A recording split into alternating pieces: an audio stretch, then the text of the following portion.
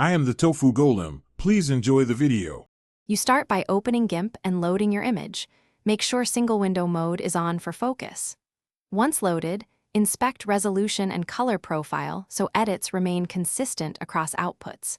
Create a duplicated layer now and hide the original. This protects pixels and lets you compare changes.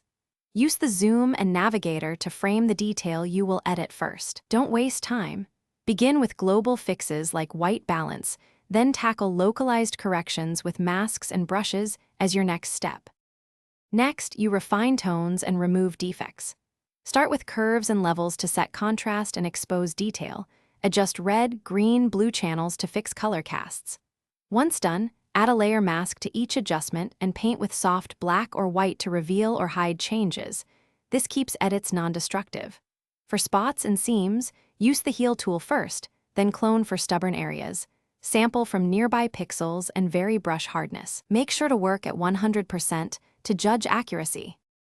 To finish, sharpen selectively. Use unsharp mask or a high-pass layer at 1/2 to 1 pixel radius and mask where needed. Once satisfied, save in editable. XCF with layers intact, then export a flattened PNG or JPEG for sharing. If you see color shifts, convert to the target color profile and run a soft proof to simulate output conditions. If something goes wrong, recover by reverting to the duplicated original layer. Then redo the specific masked adjustment, rather than reworking the whole image. Thanks for watching. Consider subscribing if we helped you today.